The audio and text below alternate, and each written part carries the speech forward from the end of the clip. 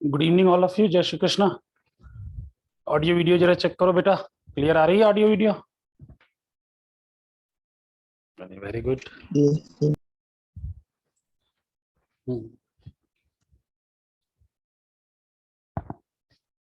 चलिए देखिए, आज के टुडेज टास्क में कुछ लिखा नहीं है ना, तो आप बताएं करना क्या है। क्या अपन ऑप्टिक्स के क्वेश्चंस करें, रे ऑप्टिक्स और वेव ऑप्टिक्स के क्वेश्चंस किए जाएं?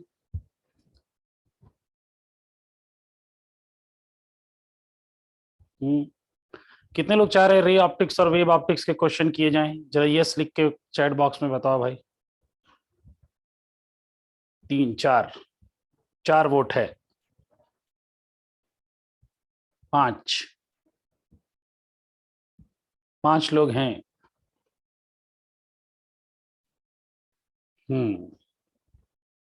अनदर ऑप्शन क्या है? फोटो इलेक्ट्रिक इफेक्ट आप लोगों का हो चुका है। यश यश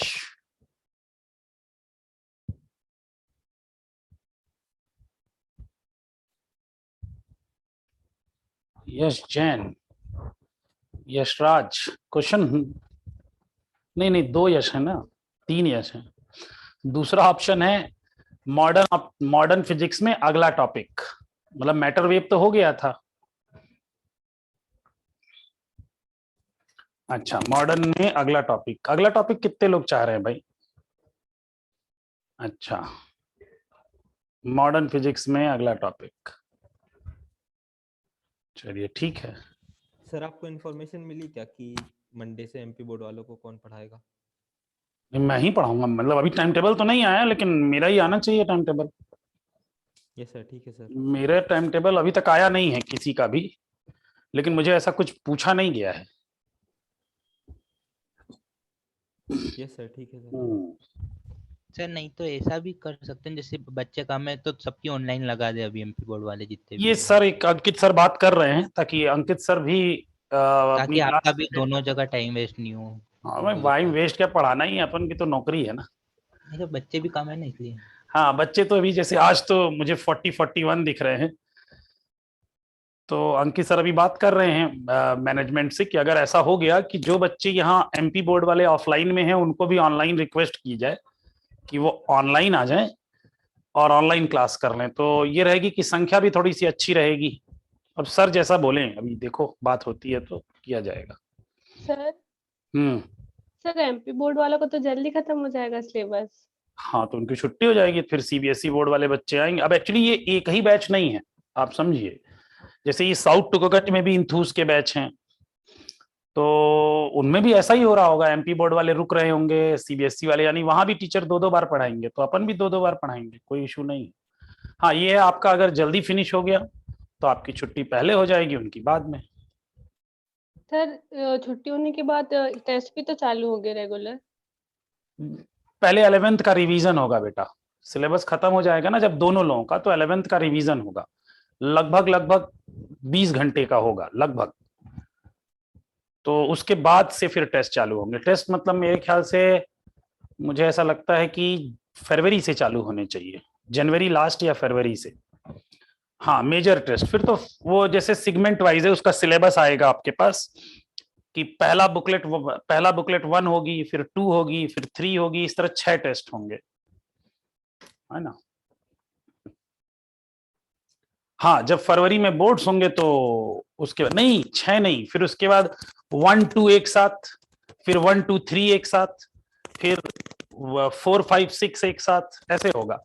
फिर पूरा फुल सिलेबस आने लगेगा, वो पूरा मिलेगा बना करके आपको, पहले ही सारा टॉपिक का बन करके मिल जाएगा कि इस दिन ये टेस्ट है।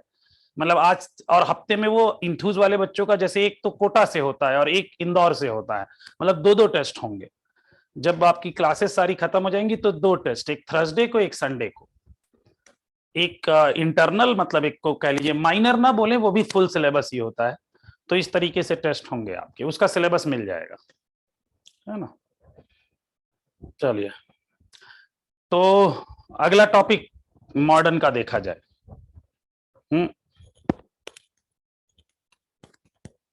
देखते हैं उसकी नोट सोर्स है या नहीं मेरे पास। मॉडर्न की अगली टॉपिक क्या है?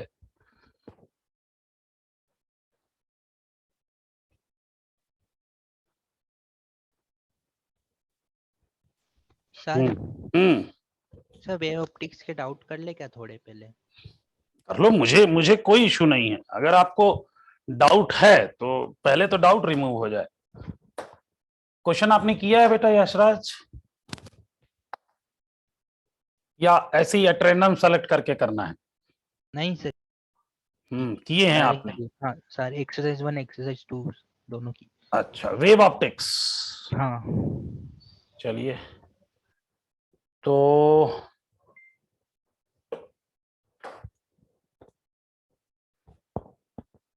हम्म,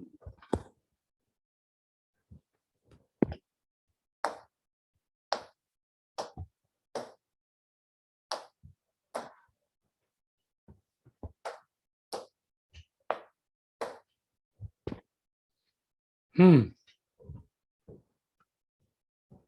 ये तो यार थ्योरी की खुल गई है।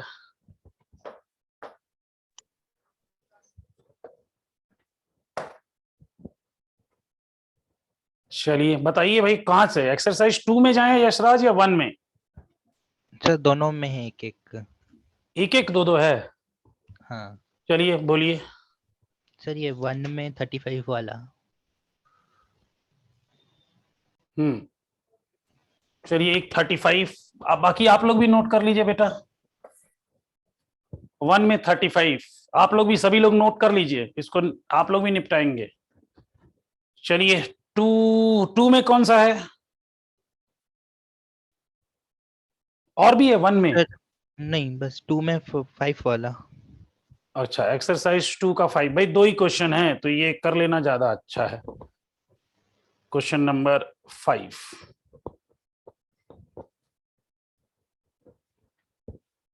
चलिए पहले 2 से चलते हैं, पहले हम 2 करेंगे। सभी लोग जरा क्वेश्चन एक बार ध्यान से देख लीजिए, अटेम्प्ट कर लीजिए। 30 सेकंड का टाइम आपके पास।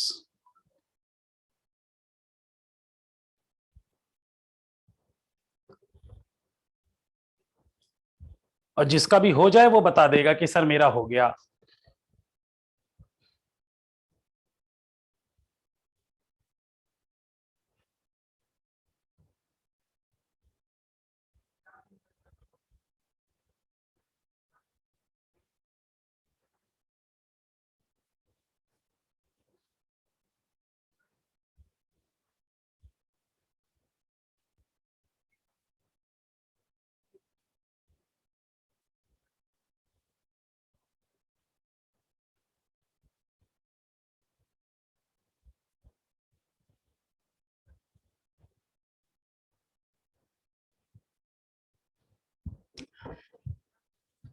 चलिए लग रहा है अभी किसी का नहीं हुआ। गौरी आपका क्वेश्चन हो गया बेटा?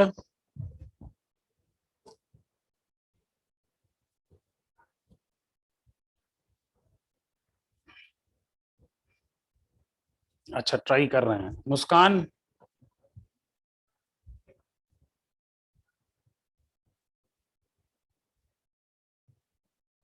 ओके, चलिए यशराज पढ़िए बेटा, क्या दिया है? In a double slit experiment, the two slits are 1 millimeter apart and the यानी screen ये is ये डी दिया हुआ है, ठीक है? छोटा d, हाँ and the screen is placed 1 meter away. हाँ। A monochromatic light of wavelength 500 nanometer is used. What will be the width of each slit for obtaining 10 maxima of double slit within the central maxima of single slit pattern? ये question बेटा किसका है? तुम्हें क्या लग रहा है question किसका है? So IDSC. नहीं नहीं, आप याद करो, एक स्लिट के अंदर हमने सोर्सेस किसमें माना था कि एक स्लिट है और उसके अंदर हम सोर्स मान रहे थे, ये इसका अपर्चर ए लेके चल रहे थे, याद करो। यस, ये बेसिकली वाईडीएससी के अंदर डिफ्रैक्शन, समझ में आया? देखो मानसी कह रही है वाईडीएससी के अंदर डिफ्रैक्शन, यानी हम केवल एक डिफ्रैक्शन पैटर्न देखेंगे। ठीक है। Yes, हाँ। चलिए, तो इसमें एंगुलर विड्थ होती क्या है? अगर हम एंगुलर विड्थ नॉर्मली देखें तो कितनी होती है? Sir lambda by D. Lambda by D. अच्छा, ये होती है लेमडा बाई डी या ए, जो बोल लो। ये डिफ्रैक्शन वाला है। What will be the width of each slit, यानी हमें विड्थ ऑफ ईच स्लिट निकालना है ना? Yes sir. सर वो ये लाइन है ना, एक what will be the width of each slit for obtaining 10 maxima of double slit within central maxima of single slit pattern, ये line। भाई अब ये दिया है, what will be the width of each slit for obtaining 10 maxima of double slit, यानी दो जो double slit की मैक्सिमा है 10, डबल स्लिट की 10 मैक्सिमा, और वो central maxima of single slit आ जाए, यानी उसकी 10 मैक्सिमा इसके सिंगल स्लिट में होनी चाहिए। सीधी सी बात, यानी दोनों का हमें डी डी अलग दिया हुआ है, वेवलेंथ एक है लेकिन डी। अगर एक स्लिट का सेंट्रल मैक्सिमा कितना होता है? Central maxima 2 lambda D by D होता है बेटा, यस सेंट्रल। और अगर मैं सिंगल, ये हुआ सिंगल स्लिट का central maxima, central maxima of single slit. और इसमें अगर डबल स्लिट का चला जाए तो वो होता है एन लेमडा बाई ए या N lambda by D. Lambda by D. तो यानी 2 लेमडा बाई डी इक्वल, और ये डी डिस्टेंस, ये हो जाएगा 2, सॉरी 10 है, 10 लेमडा अपॉन डी डैश। तो अब आपको डी डैश बताना है कितना होगा। चलो बताओ कितना आएगा डी डैश की वैल्यू। सारी कुछ दिया हुआ है, रख करके बताइए कितना आएगा। डी की वैल्यू दी हुई है, डी डैश निकालना है आपको। नहीं, उल्टा मैंने कर दिया शायद। ये बेटा डी निकालना है, ये डी डैश दिया हुआ है, डी डैश दिया हुआ है। हमें तो सेंट्रल मैक्सिमा का स्लिट का विड्थ निकालना है, डी डैश, डी निकालना है। डी की वैल्यू कितनी आएगी? तो ये हो गया 5, लेमडा लेमडा कैंसिल, तो डी की वैल्यू आ रही है सर 0.2 1/5 डी डैश। क्यों? यस सर, नहीं, डी डैश बाई 5, क्या कर रहा हूं, ये आ गया इंटू डी डैश। और डी डैश हमें पता है 1 मीटर अपार्ट है, तो डी डैश की वैल्यू बताओ कितनी डी की वैल्यू कितनी आ रही है? सर 0.2 1 mm रख दिया जाए अपॉन 5, तो 0.2 मिलीमीटर। 0.2 मिलीमीटर।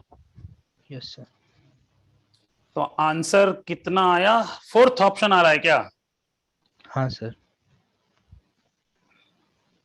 सर वो मैंने, वो आपने बोला था ना YDSC के कर लेना तो क्वेश्चन, YDSC एक्चुअली डबल उसमें स्लिट लगा लिया था, तो तब मेरे को बनानी है। ये बेसिकली इंटरफेरेंस वाली घटना है, डिफ्रैक्शन वाली। Yes sir.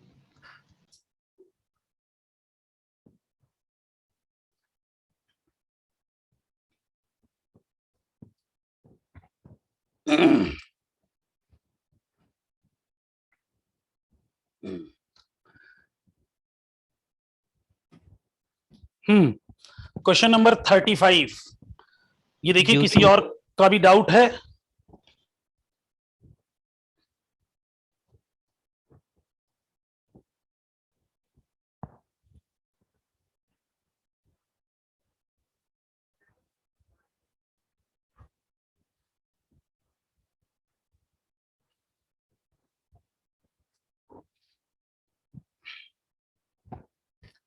अच्छा, श्रेयांश का भी ये डाउट है।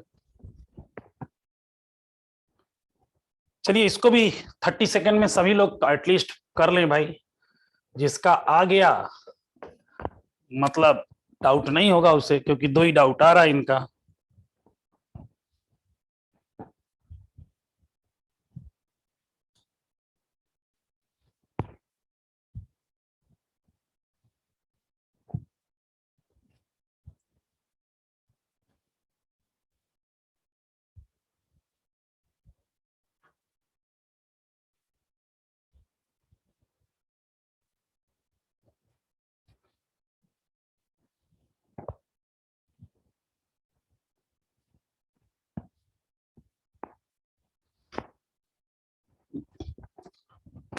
चलिए बेटा पढ़िए इसको, क्या दिया है। Due to Yes, Shra. effect of interference, floating oil layer in water is visible colored. Due to observation of this event, the thickness of oil layer should be. अब देखो ऑयल लेयर का रिफ्रैक्टिव इंडेक्स नहीं दिया है, जबकि formula हमें पता है, कलर्ड देखनी है तो 2 म्यू टी कॉस आर की वैल्यू होनी चाहिए कितनी, ये होनी चाहिए 2n + 1 2n plus lambda 1 by lambda by 2. ये होना चाहिए, फॉर्मूला तो ये है। अब इसमें हमें एक तो चाहिए वैल्यू ऑफ कॉस आर, है ना, और एक चाहिए वैल्यू म्यू की, म्यू नहीं दिया हुआ है, ये कैसे करें। तो इसमें बेटा म्यू की वैल्यू ऐसा एज्यूम कर लेना ग्लास से कम है ये, तो ये जो क्वेश्चन आया था, मतलब जब दिया जाएगा ना, जब शायद अधूरा रह गया है, तो इसका रिफ्रैक्टिव इंडेक्स 1.4 मान लेंगे। बात समझ में आई? Yes sir. और थीटा की वैल्यू मतलब आर की वैल्यू 0 डिग्री, तो cos 0 डिग्री की वैल्यू हो जाएगी 1। ठीक है, सर जीरो क्यों लेना है? इसमें जीरो क्यों लेंगे? हम इसको ऐसे की, जैसे हम देख रहे हैं ना, तो थिन देख रहे हैं, तो हम मान के चल रहे हैं कि लाइट ऐसे ही गई होगी, तो आई 0 है तो वह भी 0 हो गया, फिर रिफ्लेक्ट हुई है तो इसमें लगभग 0, तो उसकी वैल्यू लगभग 1। For small angles cos R की वैल्यू अब दी नहीं है ना, तो for small angles cos theta की वैल्यू कितनी होती है? 1। तो इसमें टी निकालना है, तो सबसे पहले तो ऑर्डर निकालो कि कौन से ऑर्डर की बनेगी। ठीक है, कौन से ऑर्डर की बनेगी वो ऑर्डर निकलेगा। और वेवलेंथ रख लीजिए, वेवलेंथ क्या रखेंगे? विजिबल है तो फिर विजिबल वाली विजुअल का रख लो, लगभग 5000, 4800 से 7800 तक का होता है, मतलब 4800 से लगभग 7000 एंगस्ट्रॉम के करीब, तो 5000 रख लीजिए। ठीक है, तो इसमें कुछ डेटा अपने पास से रखना पड़ेगा, आंसर अप्रोक्सीमेशन में आएगा। तो यहां पर वेवलेंथ की वैल्यू विजिबल लाइट वाली, ठीक है। Yes sir. तो 5000 6000 के बीच में कोई एक डेटा रखो, स्लाइटली आंसर चेंज होगा। तो हमें देखो एक दिया है 0.1 माइक्रोमीटर 1 mm, यानी बहुत दूर दूर के आंसर हैं, तो बहुत फर्क नहीं पड़ेगा, आंसर हमारा आ जाएगा। तो ये क्वेश्चन कंप्लीट नहीं है, इनकम्प्लीट क्वेश्चन है। समझ में आई बात? इसमें डेटा नहीं दिया है। और कोई क्वेश्चन किसी का? वेव ऑप्टिक्स का, वेव ऑप्टिक्स का किसी का कोई डाउट? नहीं, तो फिर अगला टॉपिक स्टार्ट किया जाए भाई। हाँ बोलिए मानसी, बोलो बेटा, अगर माइक ऑन करो तो और अच्छा। हाँ सर, मैंने इसमें 8 सॉल्यूशंस पे इसका सॉल्यूशन देखी थी, तो सर ने thickness directly proportional to lambda बता दिए थे। तो 4 × 10⁻⁷ मीटर से 8 × 10⁻⁷ मीटर के बीच वेरी करेगी उसकी थिकनेस। हाँ, अगर लैम्डा ये रहेगा, तो उन्होंने फिर थिकनेस ऑफ ऑयल 10⁻⁷ मीटर ले लिए थे उसका ऑर्डर लेके, तो 0.1 माइक्रोमीटर आ गई थी। तो आंसर देख के हम कुछ भी बोल दें भाई, सर, देखो समझ नहीं आया था कि उन्होंने क्यों ऐसा बताया। नहीं, ये बेटा रखना तो यही है, फॉर्मूला इज दिस, फॉर्मूला यही है, लेकिन उसमें अब लेमडा चाहिए हमें। अब जैसे अलग अलग जगह अलग, जैसे एलन वाला शायद वीडियो सोल्यूशन में देखोगे ना, जो एलन का वीडियो सोल्यूशन है, यस सर, उसमें अगर दिया हो उसमें, मुझे पता नहीं है दिए हैं कि नहीं, इसमें लेमडा की वैल्यू, म्यू की वैल्यू 1.4 लेते हैं ऑयल का, क्योंकि ये क्वेश्चन जहां आया था वहां दिया था ऑयल इज का मतलब 1.5 से कम है, ग्लास से कम है, तो वो रखना पड़ेगा अपन को। ठीक है, अगर डिफ्रैक्शन होता, तब डिफ्रैक्शन में, डिफ्रैक्शन की फिनोमिना कब होती है? जब लेमडा अपर्चर के लगभग बराबर हो, lambda is approximately equal to aperture a हो, तो उस समय थिकनेस ले सकते हैं, वरना नहीं। तो यहां इंटरफेरेंस की घटना है, इसमें अप्रोक्सीमेशन नहीं लेंगे, इसमें लगेगा तो ऐसे ही।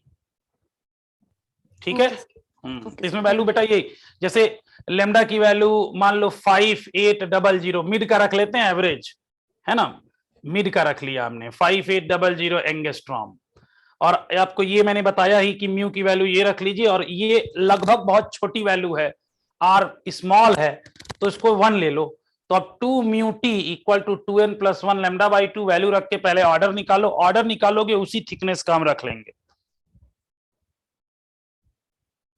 ठीक है। Yes sir. और कोई क्वेश्चन किसी का, कोई डाउट हो? बाकी हो Matter- गए। हाँ, मैटर वेव का एक डाउट है। किसका? Matter wave. मैटर वेव का एक डाउट है, फाइल अभी बंद कर दिया। हाँ, क्वेश्चन बोलो मैटर वेव का कौन सा? जो कल आपको भेजा था ना वो वाला। मुझे भेजा था? अच्छा, मैंने कल टेलीग्राम बहुत कम चेक किया है। नहीं, आपने देख लिया। हाँ। देख लिया होगा, फिर उसके बाद मैं भूल भी गया होऊंगा। अच्छा, देखिए क्वेश्चन है इनका, मैं क्वेश्चन यहां लिख देता हूं। ये एक बेटा डाउट क्वेश्चन है।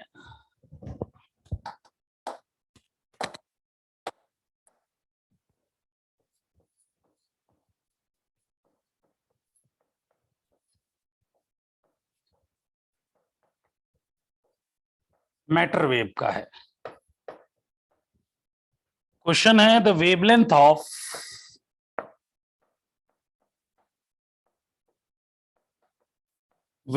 ऑफ वेरी फास्ट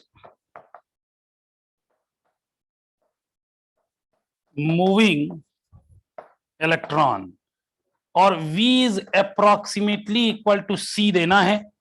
ऑप्शंस दे रहे हैं lambda equal to h upon m naught v, lambda equal to, ये दूसरा ऑप्शन है, lambda equal to h upon under root 2 me।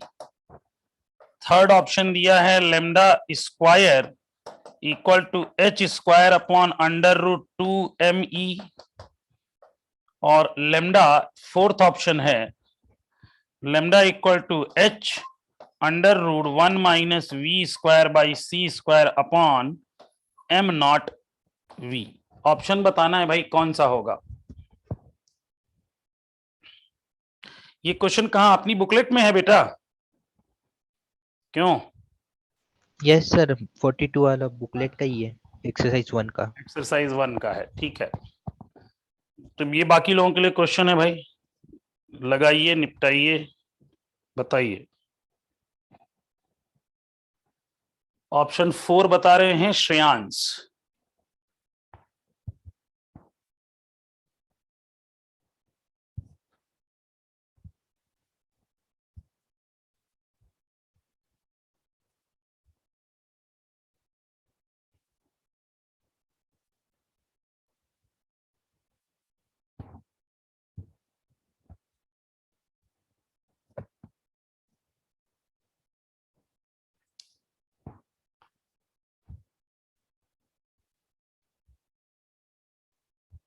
हम्म,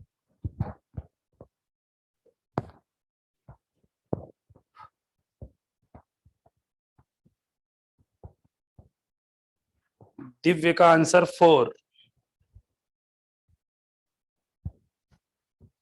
बहुत बढ़िया।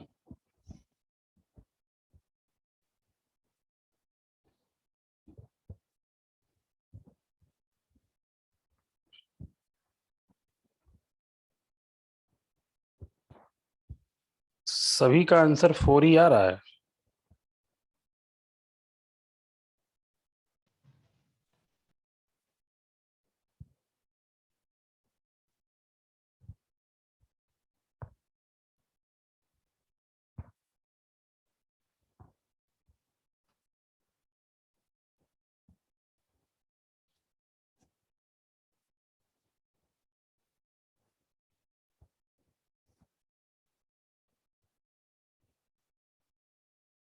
अच्छा, दिव्य, दिव्य बताओ बेटा कैसे किया इसको? दिव्य। हाँ सर। बता कैसे किया, ये पूछ रहे हैं यशराज की कैसे किया। इसका आंसर 4 है क्या यशराज? हाँ सर, आंसर तो 4 ही है। सर वो आपने जब आप सर इलेक्ट्रोस्टैटिक्स की पढ़ा रहे थे ना, तो सर आपने एक डायनामिक मास बताया था। हम्म तो m is equals to M naught upon वो जो लिखा हुआ है ना, root of 1 minus V square by C square, ये था। हम्म तो सर उससे अपन ये root of 1 minus V square by C square substitute कर देंगे तो आ जाएगा। देखो यहां पर ये जो इलेक्ट्रॉन है ये जा रहा है लगभग लाइट की वेलोसिटी से, बट लाइट की वेलोसिटी नहीं है। तो अब किसी भी पार्टिकल की, फॉर एनी पार्टिकल अगर हम देखें तो मास, इस मास को हम बोलते हैं dynamic mass. Dynamic mass is equal to होता है rest mass divided by under root 1 minus V square by C square. तो देखिए अदर पार्टिकल्स जो होते हैं उनमें रेस्ट मास और डायनेमिक मास दोनों होता है, लेकिन जो लाइट होती है उसका रेस्ट मास, फोटोन का रेस्ट मास 0 मानते हैं। फोटोन का रेस्ट मास अपन 0 मानते हैं, तो ये 0 है, ठीक है, क्योंकि वहां पर v इक्वल टू सी से वो चला जाता है, और डायनेमिक मास कुछ है। अब यही चीज यहां पर कि अगर ये जा रहा है इस तरीके से, तो अब मास इसका रिलेटिविस्टिक मास है। Dynamic mass is also known as relativistic mass. तो अब बेटा लेमडा इक्वल टू हम लोगों का जो फॉर्मूला है h अपॉन पी, तो यहाँ h upon m into V रख दें और m डायनेमिक वाला रख दीजिए, ठीक है। हाँ, इनवेरिएंट वाले में कि मास इनवेरिएंट है, चार्ज इनवेरिएंट है, मास नहीं। क्लियर है बेटा? Yes sir.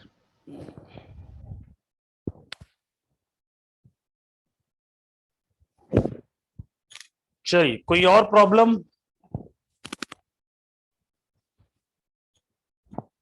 अगला टॉपिक क्या है हम लोगों का? नेक्स्ट टॉपिक क्या है भाई मॉडर्न में? न्यूक्लियर फिजिक्स है क्या? के जरा मैं भी देखूं न्यूक्लियर फिजिक्स के नोट्स। नॉर्मली मैं पहले नोट्स भेज देता हूं, अभी नोट्स है कि नहीं।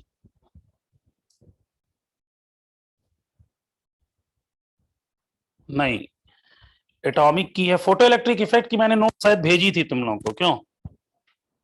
फोटो इलेक्ट्रिक इफेक्ट की नोट्स भेजी गई थी, हाँ।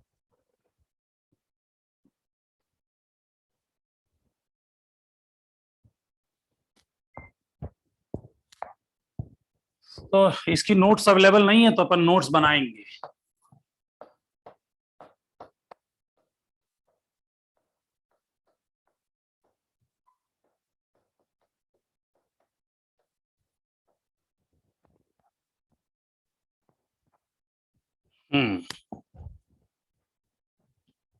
ठीक, ओके, यस जैन। चलिए, न्यूक्लियर फिजिक्स।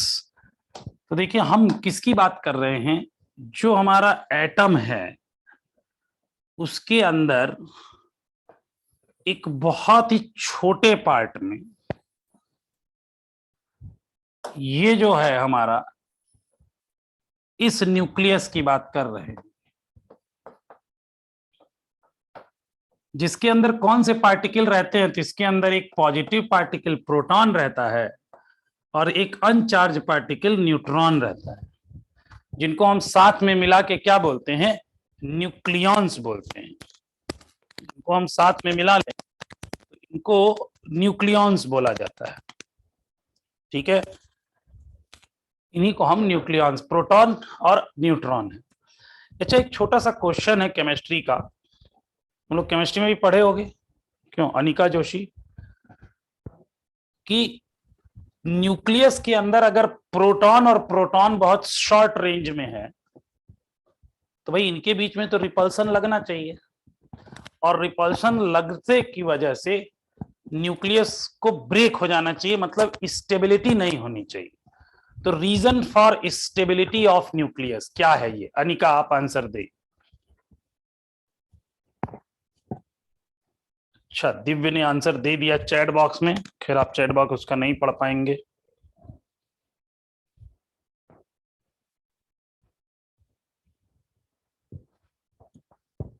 अनिका, अनिका का माइक ऑन नहीं हो रहा है।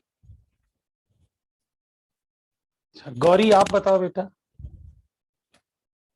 सर उसमें इलेक्ट्रोस्टैटिक स्ट्रॉन्ग फोर्स होता है और अगर डिस्टेंस ज्यादा पास में हो जाते हैं तो फिर वो रिपेल करते हैं।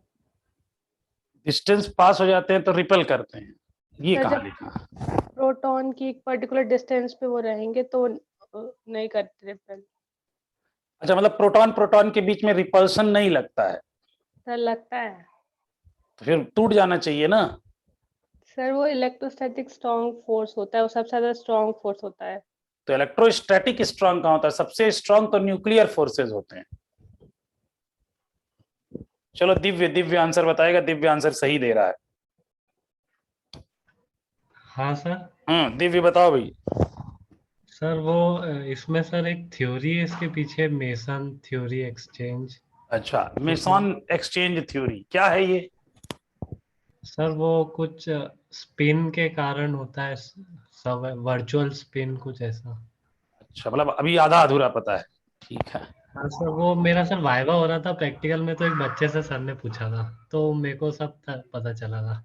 अच्छा, बाकी लोग भैया मेसन थ्योरी के बारे में कुछ जानते हैं? किसी को भी कोई आइडिया? यशराज? नहीं, कोई नहीं जानता। देखिए होता क्या है बेटा, एक मेसन थ्योरी ऐसा, ये सब थ्योरीज दी गई हैं, किस हद तक सही है, किस एक्सटेंट तक सही है, ये नहीं पता। तो वैसे जो थ्योरी दी गई है वो कुछ हद तक चीजों को एक्सप्लेन करती है। कहा जाता है जो न्यूक्लियस के अंदर प्रोटॉन है, प्रोटॉन के पास पाई मतलब प्लस चार्ज है, तो ये क्या करता है, अपने अंदर से प्लस पाई मेसन रिलीज करता है, या कह लो इतना ही निगेटिव में पाई निगेटिव मेसन अट्रैक्ट कर लेता है, और ये खुद बन जाता है प्रोटॉन, न्यूट्रॉन में बदल जाता है। यानी जो ये प्रोटॉन है ये लगातार न्यूट्रॉन में बदलता रहता है, और जो न्यूट्रॉन है वो लगातार प्रोटॉन में बदलते रहते हैं। जैसे अगर प्रोटॉन को कोई हम ऐसा पार्टिकल दे दें जिससे अपना चार्ज को खत्म कर दे, तो इसे हम क्या बोलेंगे? अगर ये अपनी चार्ज को खत्म कर दे तो न्यूट्रॉन, क्योंकि इस न्यूक्लियस के अंदर दो ही चीजें हैं, या तो प्रोटॉन या न्यूट्रॉन। तो ये क्या करता है, अपने पाई माइनस मेसन रिसीव किया, बन गया न्यूट्रॉन, और neutron pi plus mason receive किया और बन गया प्रोटॉन। तो लगातार इनका एक्सचेंज होने लगता है, एक्सचेंज ऑफ पाई मेसॉन्स, मतलब exchange of mesons gives stability to nucleus। ठीक है, तो इसके बारे में थोड़ा सा गूगल बाबा से भी पूछ के पढ़ लेना भाई, ठीक है। मेसन थ्योरी क्या है, थोड़ा सा गूगल बाबा से पढ़ के पूछ के पढ़िएगा। बाकी अपन को नहीं आता, लेकिन एक क्वेश्चन था। अच्छा, दूसरी बात ये न्यूक्लियस जो है वो हमारे एटम का कोर है, एटॉमिक कोर है, ये एटॉमिक कोर है। ये किसने डिस्कवर किया? तो ये atomic core discovered by Rutherford साहब।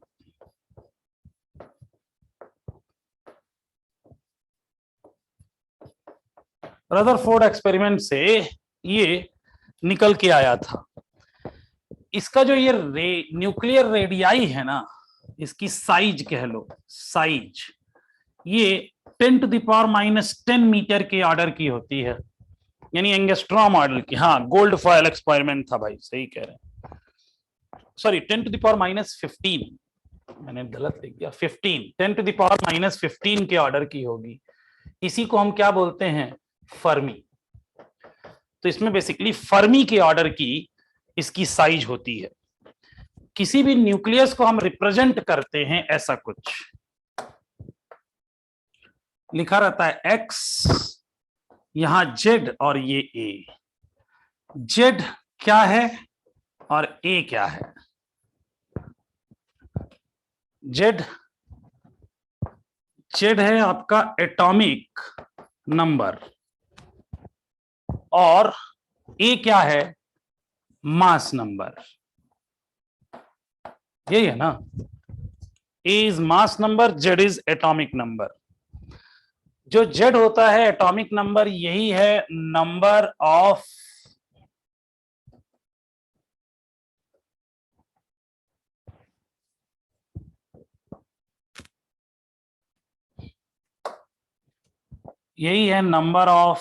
प्रोटॉन्स भी यही है, और यही नंबर ऑफ इलेक्ट्रॉन। सब केमिस्ट्री में आप पढ़े हुए हैं। और अगर नंबर ऑफ न्यूट्रॉन्स निकालने हैं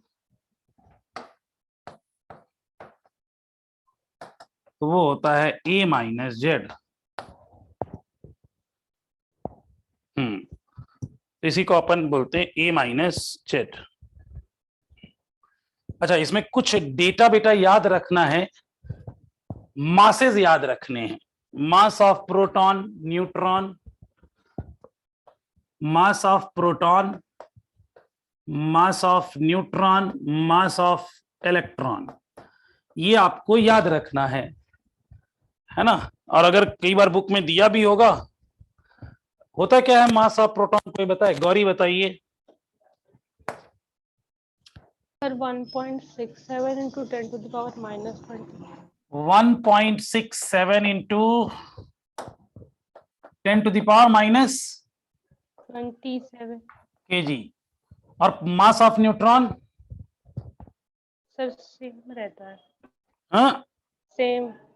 सेम, शायद ये 2 रहता है और ये 1.674 रहता है, और 10 to the power minus 27 kg। अच्छा, mass of electron 9.1 into 10 to the power minus 31 kg। एक यूनिट है एटॉमिक मास यूनिट, इसमें भी हमें इसका चाहिए, AMU में एटॉमिक मास यूनिट। हाँ, नियरली सेम होते हैं, लेकिन एटॉमिक मास यूनिट पे रखने पे अंतर आता है। जैसे एटॉमिक मास यूनिट पे ये है 1.7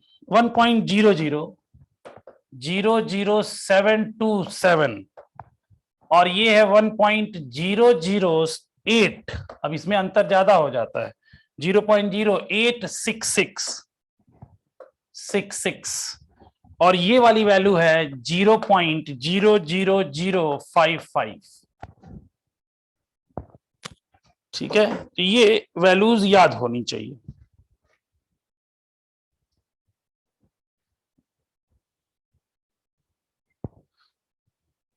थोड़ा डिफरेंस है, तो AMU वाली वैल्यूज सभी लोग कॉपी में लिख लें, ये याद रखिएगा बेटा।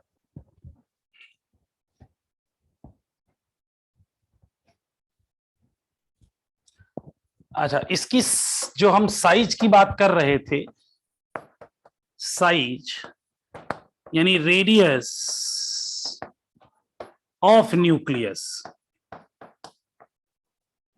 जो R होता है प्रोपोर्शनल होता है एटॉमिक मास पे पावर 1/3 के। यानी हम ऐसा लिख सकते हैं कि R equal to R0 A पे पावर 1/3, ये रेडियस है इसकी।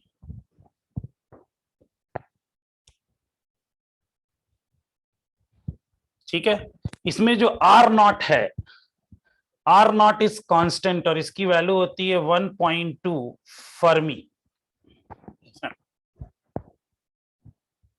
ये रेडियस है।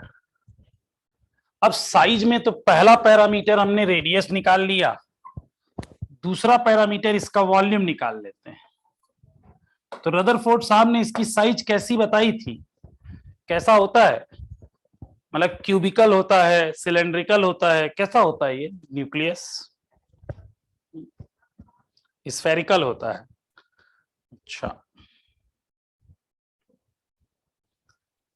तो अगर स्फेरिकल होता है तो इसका volume is proportional to A आ जाएगा। क्यों? क्योंकि volume is proportional to R का क्यूब होता है, और यानी ये आ जाएगा ए। तो वॉल्यूम जो होता है वो प्रोपोर्शनल टू ए होता है स्फेरिकल अगर है तो।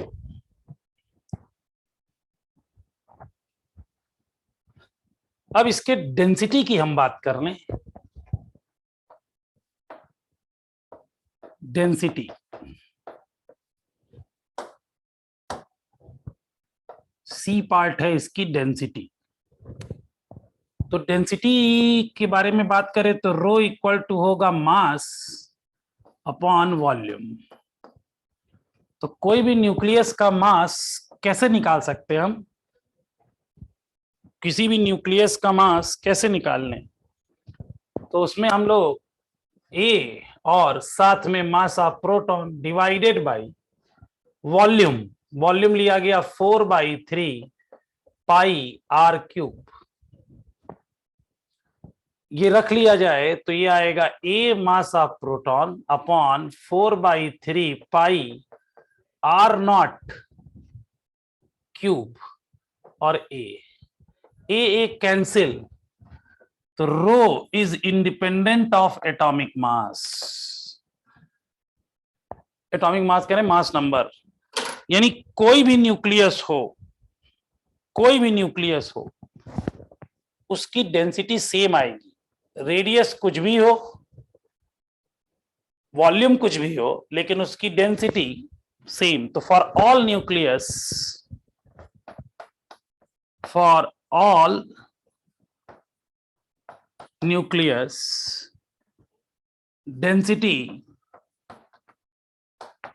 Remains same. तो क्यों ना सेम है तो वैल्यू याद ही कर लें इसकी। अगर ये सेम है तो इसकी वैल्यू हम लोग अपन लोग याद कर लेते हैं। तो इसकी वैल्यू बेटा ऑर्डर होता है 10⁻17 का, तो 2.3 इंटू 10⁻17 kg पर मीटर क्यूब। ये सभी भी सारे न्यूक्लियसेस के लिए ट्रू है।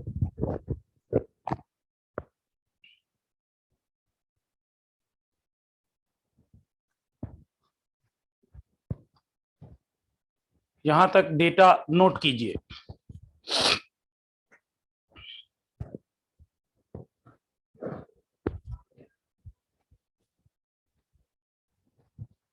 यहां तक डेटा नोट कीजिएगा। Sir, हाँ, sir, can you please show first slide? Okay.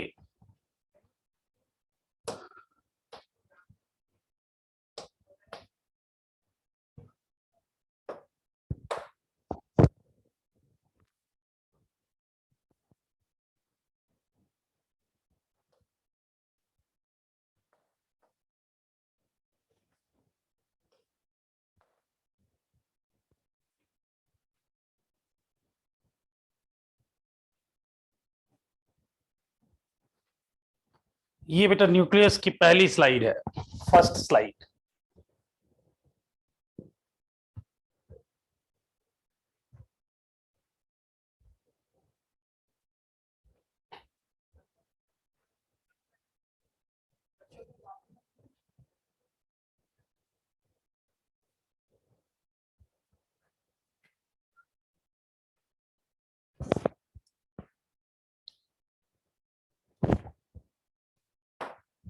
ये है इसकी सेकेंड स्लाइड।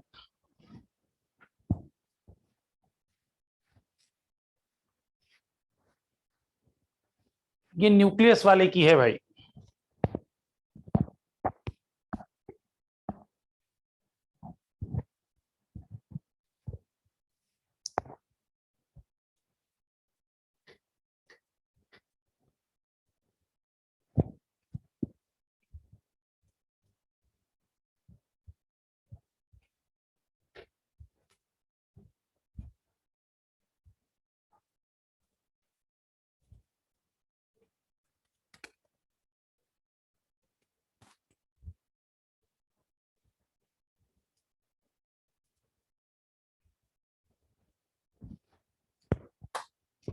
ये इसका नेक्स्ट डेटा स्लाइड है।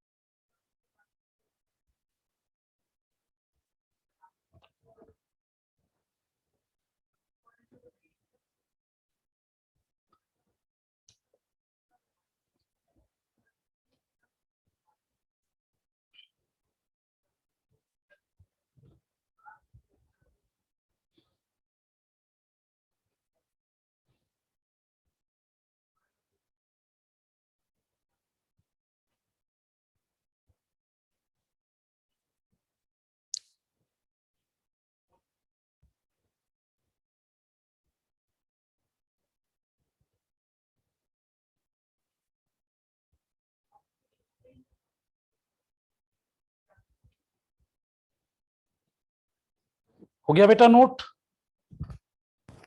ये नोट हो गया सभी का? ये लास्ट स्लाइड।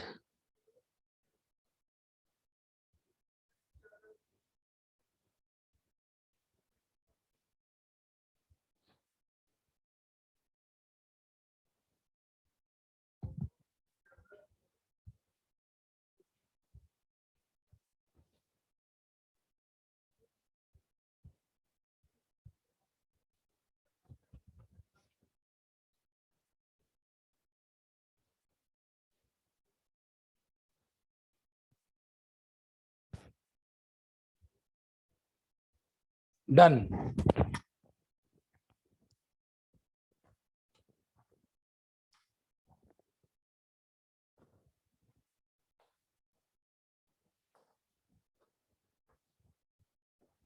देखिए एक अपने बुक में एक छोटा सा एग्जांपल दिया है, ये जरा देखिए।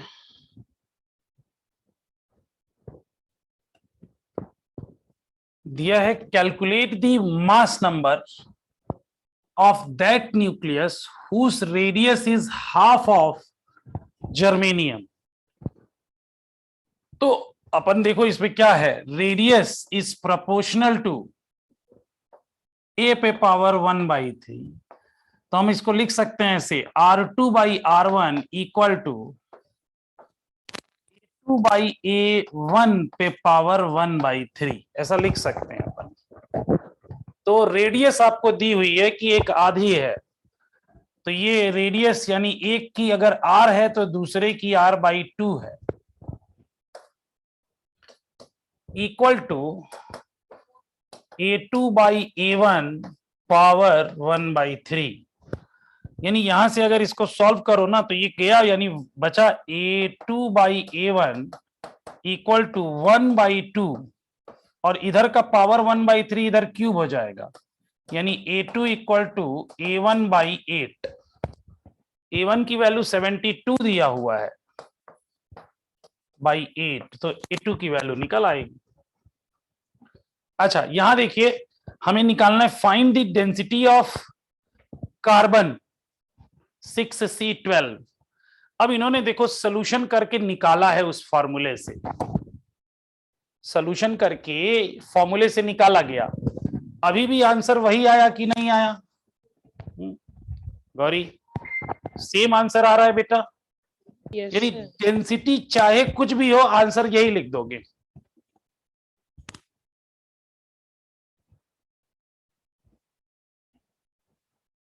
ये क्या पता नहीं क्या कृतिका लिखी है। हाँ नहीं, आंख बंद करके नहीं बे, तो पता चला 10 टू द पावर +17 -17 टिक कर दिया, तो मतलब सॉल्व नहीं करना, ऑर्डर 10 टू द पावर 17 का है, ठीक है। हाँ आंख बंद करके तो हम कुछ भी कर लेंगे। यहां देखिए फिर नेक्स्ट है फोर्स एक्टिंग इनसाइड न्यूक्लियस।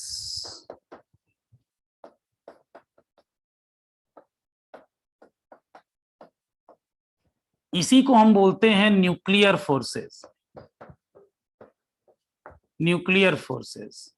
और इसके बारे में एक डेटा तो हम जानते हैं कि जितने भी ये फंडामेंटल फोर्स है भाई,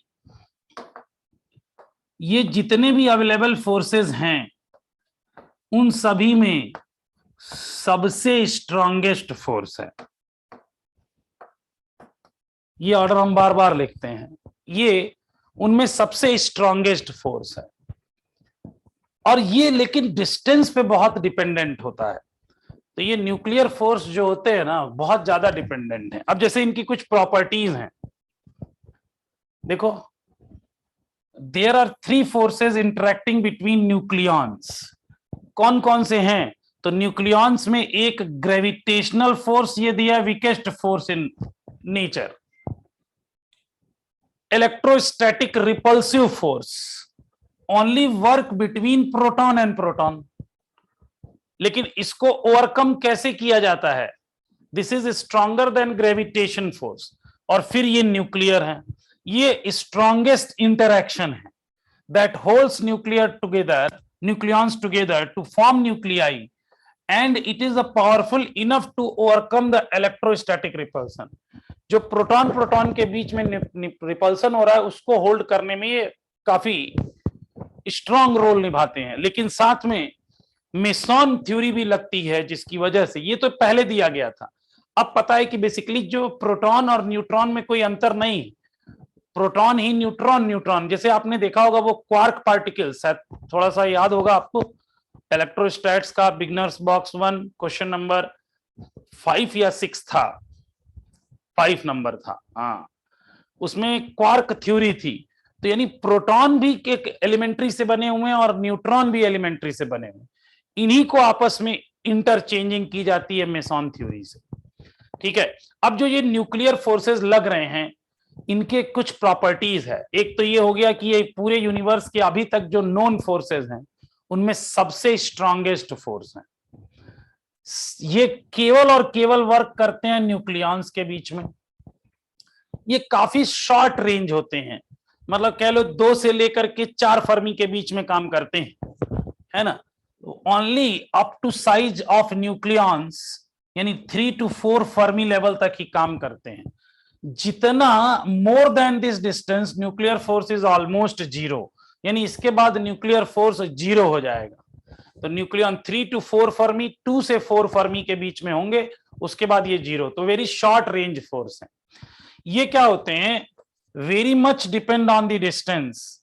अगर आपने स्मॉल वेरिएशन किया डिस्टेंस का तो ये चेंज हो जाएंगे। कैसे, तो ये देखो इनका नेचर अट्रैक्टिव होता है, ये वाला पॉइंट नेचर अट्रैक्टिव।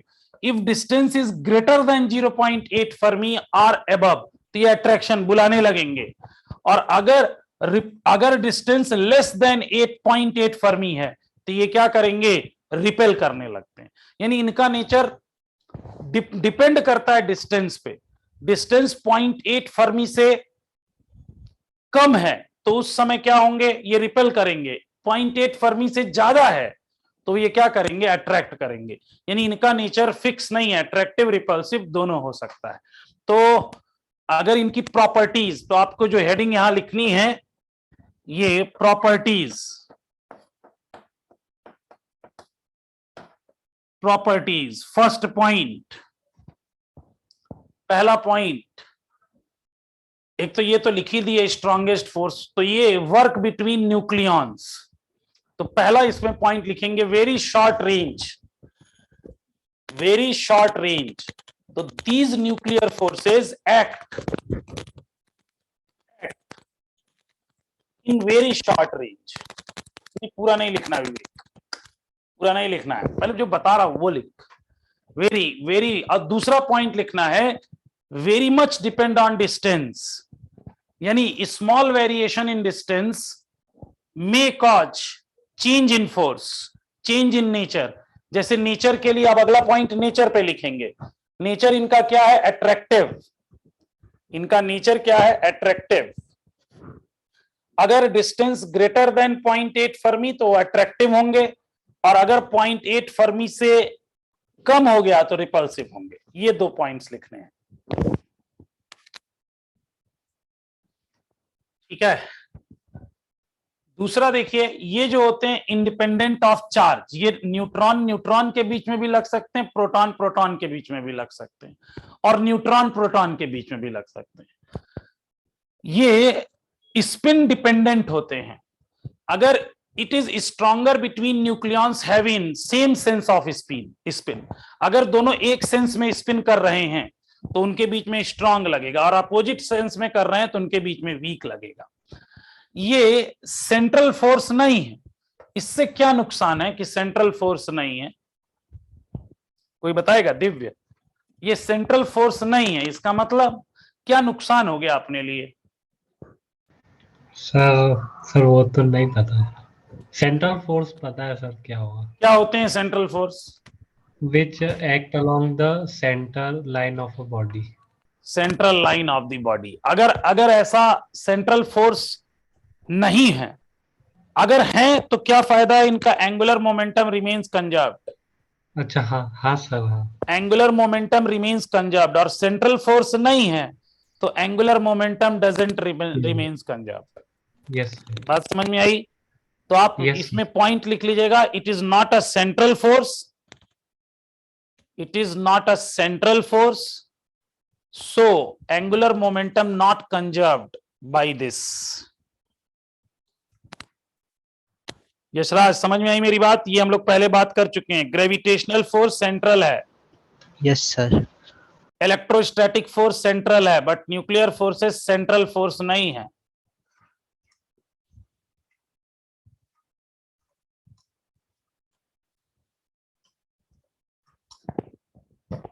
तो ये न्यूक्लियर, देखिए ये केवल और केवल डेटा है। इन डेटा में जो हमारा ये डेटा है, ये मैक्सिमम केसेस में दिया भी होता है, मैक्सिमम केस में दिया भी होगा, और नहीं दिया होगा तो ये आपको याद रखिएगा। बाकी किसी की खास जरूरत नहीं, बाकी हम कैलकुलेट करेंगे। देखिए इसके बाद हमारा आया था 2 टॉपिक। एक था आइंस्टाइन साहब का mass relation, energy mass relation, energy mass relation, और दूसरा इसी में था मास डिफेक्ट। ये आइंस्टाइन साहब ने दिया था ना कि कोई भी मैटर मटेरियल जिसका मास हो उसकी इक्विवेलेंट एनर्जी होती है mc²। काफी इंपॉर्टेंट फॉर्मूला है,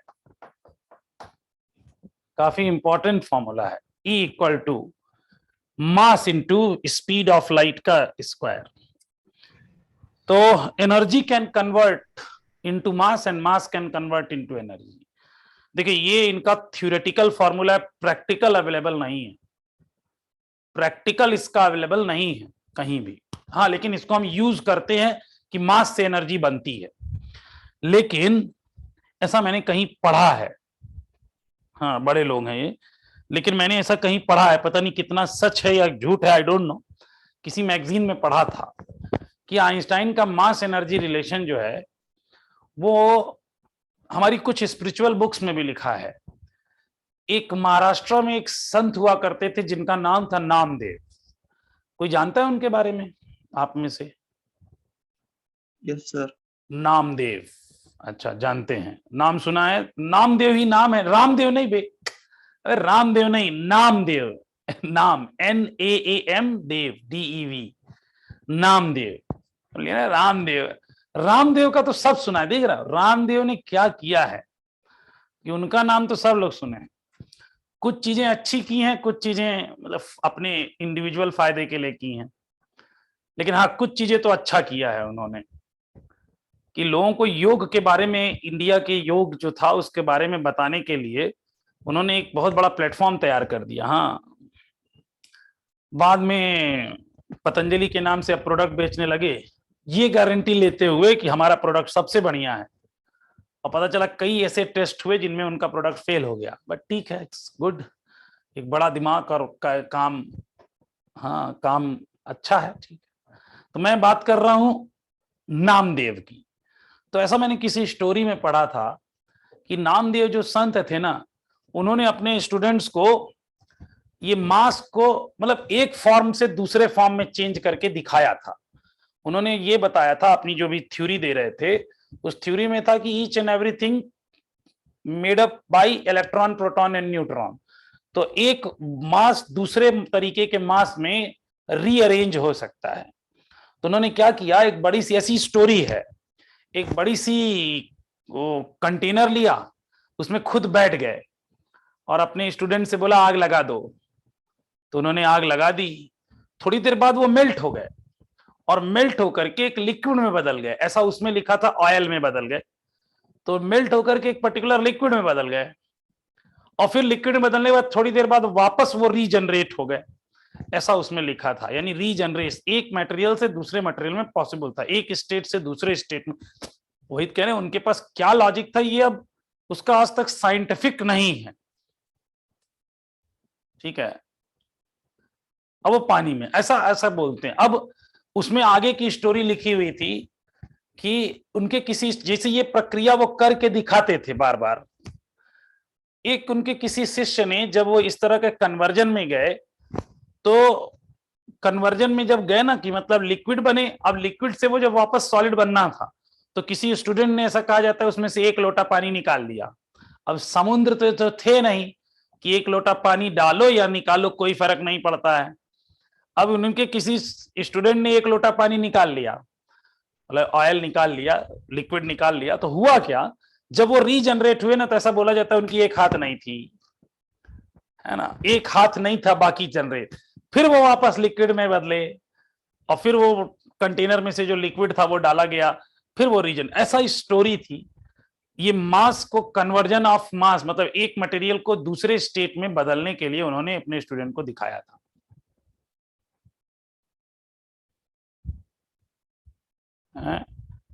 नारा, अब इससे मजाक लग रहा है, इसको पढ़ना जरा यूट्यूब, मतलब उस पे तो मिल जाएगा ना, गूगल बाबा पे। सर ये तो वही बात हो गई ना कि बर्फ से पानी बना रहे फिर। हाँ, फिर वापस बर्फ भी बन गया। तो यही एक्सपेरिमेंट उन्होंने करके दिखाया। अब एक बार उसको गूगल पे सर्च करना, मैंने किसी बुक में पढ़ा, और वो भी बुक बताऊं, ये जो गायत्री ट्रस्ट की बुक आती है ना, कोई था यार, अखंड ज्योति, उसी में कहीं था ये स्टोरी, मुझे बड़ा अच्छा लगा।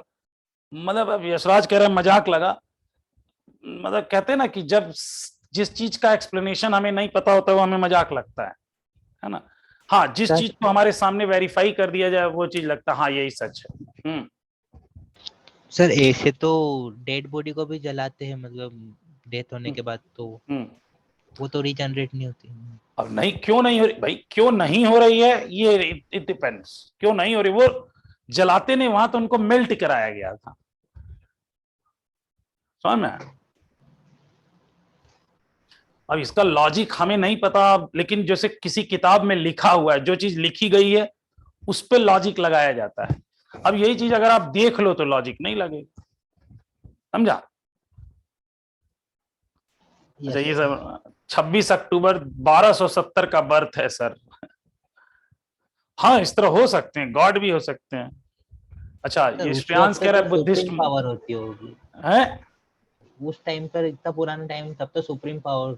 अब क्या थी नहीं पता, श्रेयांश कह रहा है बुद्धिस्ट मॉन्क भी कर। अच्छा ये बताओ, कोई ऐसे बैठे बैठे कोई बंदा हवा में उड़ने लगे, मतलब वो कहते हैं ना अपनी ग्रेविटी के अगेंस्ट काम करने लगे, तो हम लोग को तो अभी पता है ना कि अर्थ सभी चीजों को खींचती है, न्यूटन्स लॉ, लेकिन एंटी ग्रेविटी नाम की भी चीज है कि लोग ऊपर हवा में उड़ते हैं। तो ऐसा मैंने मतलब सुना, क्या ऐसे कई एक्सपेरिमेंट यूट्यूब वीडियोस पे भी आए हैं, है ना? उसकी सच्चाई तो पीके मूवी में दिख गई थी। कौन सी सर? वो हवा में उड़ने वाले बाबा की। नहीं नहीं, वो तो उड़ने वाला अलग चीज। मॉन्क जो होते हैं ना, जो ये हिमालय वगैरह पे हैं, तिब्बतीन पे हैं, इन लोगों में ऐसी पावर पाई जाती है। हाँ सर, ये हम तो उसको मानते हैं। देखो कई लोग मानते हैं, तो सर ये उनमें मानने की बात है। मेडिटेशन से एनर्जी आ जाती है। Scientific logic. अब देखो राजवर्धन नाम भी बता रहा है, पता नहीं, टेलीकिनेसिस। तो वही कह रहे हैं कि जिस चीज का लॉजिक, कई चीजें लॉजिक से परे हैं, लेकिन हाँ इसका यहाँ रिलेशन ये है कि मास को जो हम मानते हैं ना कि मास येट नॉट कंजर्व, शायद मैंने पहले आप लोगों को बताया हो कि हमारे पास क्वांटिटीज कंजर्व्ड है, कौन कौन सी, जिनका क्वांटा डिफाइंड है। अब मास का क्वांटा डिफाइन नहीं है, तो अब आप देख रहे हो जिसका क्वांटा डिफाइन है, हम उसमें बहुत आगे बढ़ गए। ये चार्ज इलेक्ट्रिक फील्ड नाम की एक अलग क्वांटिटी में बदल गया, ये चार्ज मैग्नेटिक फील्ड नाम की अलग क्वांटिटी में बदल गया, यही चार्ज ईएम वेव के फॉर्म में बदल गया। इसका लॉजिक है हमारे पास, तो हम कहते हैं हाँ ये सच है। अब कौन सा चार्ज है जो हम चार्ज के पास जाए शॉक लग रहा है? नहीं लग रहा अभी, लेकिन हाँ ऐसा होता है, फिनोमिना। एक्सपेरिमेंटल प्रूफ भी है, थ्योरेटिकल प्रूफ भी। तो पहले थ्योरी आती है और फिर उसके लॉजिक, उसके कैलकुलेशन। हो सकता है आने वाले समय में लॉजिक निकलेगा कि हो जाए, कन्वर्ट हो जाए कैसे भी। तो मास का क्वांटा फ्यूचर में हो सकता है, ढूंढ लें और इस थ्योरी को हम सच कर लें, E = mc²। ये थ्योरी है अभी। अब ये कहा गया ना कि इससे जब हम न्यूक्लियस सर इस जब फॉर्मूले न्यू के वो डेरिवेट किए थे क्या उन्होंने, डेराइव मतलब किन्होंने किन्होंने आइंस्टीन ने? हाँ, आइंस्टीन ने तो मैथमेटिकली डिराइव किया इसे। आइंस्टीन ने मैथमेटिकली डिराइव किया इस फॉर्मूले को और सच भी आया है। फिर सही होगा सर।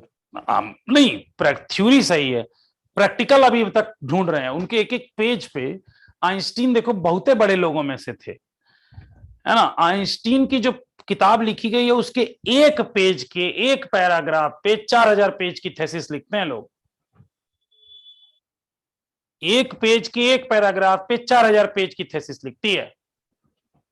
इतनी बड़ी सर? अब उसको समझने में इसके बहुत सारे प्रोस्पेक्ट हो सकते हैं।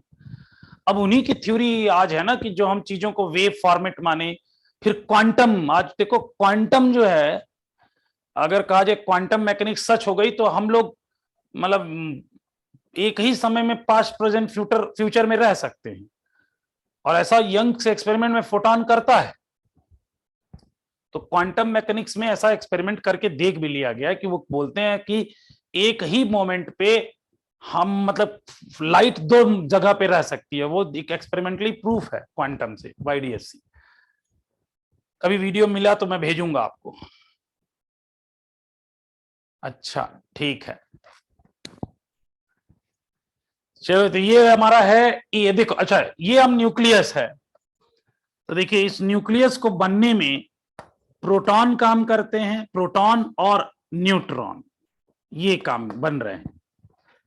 तो जब हम इसका फॉर्मेशन करते हैं ना, फॉर्मेशन ऑफ न्यूक्लियस यानी प्रोटॉन और न्यूट्रॉन से, तो ऐसा पाया जाता है कि जो एक्चुअल में प्रोटॉन, जैसे अगर मान लीजिए कि मैंने ये एक न्यूक्लियस लिया,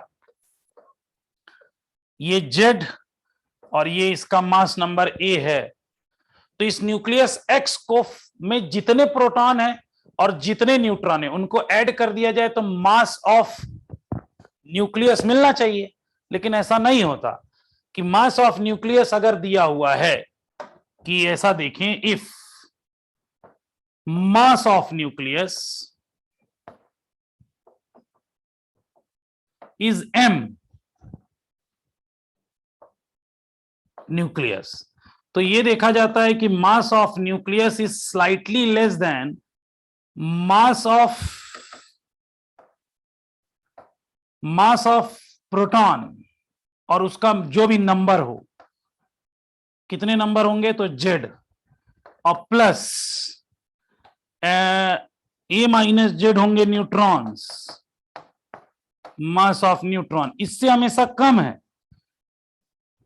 यानी फॉर्मेशन में कुछ मास तो डिफेक्ट हुआ है, और वही डिफेक्टिव मास ही क्या कहलाता है, एनर्जी। तो हम लोग यहां से नहीं देखते हैं मास डिफेक्ट, यहां से देखा जाता है मास डिफेक्ट। तो बेटा ये पहला टॉपिक है न्यूमेरिकल के लिए, जिसपे हमें न्यूमेरिकल आ सकते हैं। तो मास डिफेक्ट डेल्टा M, तो डेल्टा M अगर मास ऑफ न्यूक्लियस है तो हम लिखेंगे यहां पे Z of mass of proton plus A minus Z of mass of neutron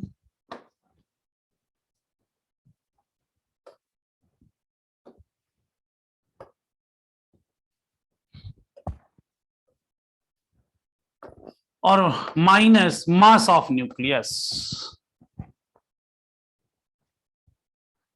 ठीक है, हाँ। अब इसमें जो मास डिफेक्ट हुआ है into C² is binding energy, अभी लिखते हैं। अच्छा इसी में अगर ऐसा दे दिया जाए, इफ मास ऑफ एटम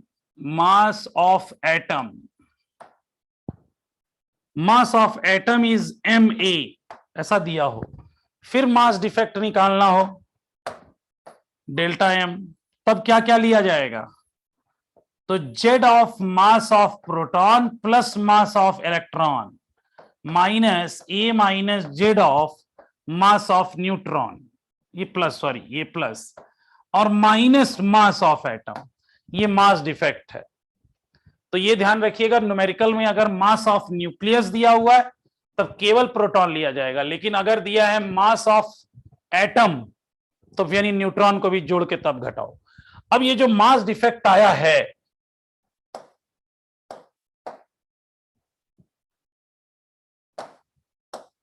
ये जो मास डिफेक्ट आया है इसी से हम निकाल सकते हैं बाइंडिंग एनर्जी, यानी जितना मास डिफेक्ट हुआ था binding energy B equal to delta M into C square, इसी को हम बोलते हैं बाइंडिंग एनर्जी। और अगर बाइंडिंग एनर्जी में हम नंबर ऑफ न्यूक्लियॉन से डिवाइड कर दें तो हमें मिलेगा बाइंडिंग एनर्जी पर न्यूक्लियॉन, तो अपन को मिलेगा बाइंडिंग एनर्जी पर न्यूक्लियॉन, तो B equal to delta M into C square, इतना जूल एनर्जी जो होगी बाइंडिंग एनर्जी है। ठीक है, तो ये मास डिफेक्ट निकालेंगे और उसमें सी स्क्वायर का प्रोडक्ट कर देंगे तो एनर्जी निकल के आएगी। नोट कीजिए बाइंडिंग एनर्जी एंड दिस। हाँ, लास्ट स्लाइड पे आ रहा हूं मैं। आज निश्रिन नहीं है लग रहा है क्लास में, आज क्लास में बच्चों की संख्या हो गई है कम, सब छुट्टी आज ही से बना ली है। तुम लोग सुबह बोर्ड वाली क्लास किए हो? जो बोर्ड वाली क्लास हो रही थी वो किए हैं? चालू ही नहीं हुई सर, क्या हुई? चालू ही नहीं हुई। क्यों है, क्या कह रहे हैं? सब किए तो हैं? हुई थी चालू सर। बाद में होती। अच्छा अच्छा अच्छा, टेस्ट के पहले, अच्छा जो सीबीएसई बोर्ड वाले बच्चे हैं उनका टेस्ट के पहले जो बिट एग्जाम के पहले होगा तो ध्यान दे लेना, एटलीस्ट देख लेना सर वगैरह क्या बता रहे हैं, कैसे पेपर अटेम्प्ट करना है, क्या करना है। ठीक है, चलिए बाकी इसके आगे का हम लोग न्यूमेरिकल अप्रोच के साथ न्यूक्लियर वाला अगली क्लास में करेंगे। ठीक है, मंडे वाली क्लास में जो भी बच्चे रहेंगे हम लोग इसके आगे करेंगे। तो आज के लिए बाय बाय। हाँ, टाइम टेबल आने दो, देखते हैं। अच्छा, स्लाइड लास्ट वाली।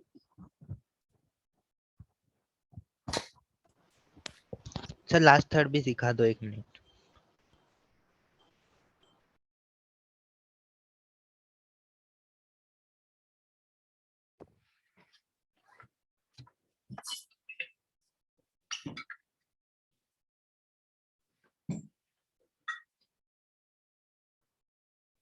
Yes sir, thank you. नहीं, अभी इसके न्यूमेरिकल नहीं लगाने बेटा, अभी इसके न्यूमेरिकल किसी को नहीं लगाने, हम लोग साथ साथ लगाएंगे।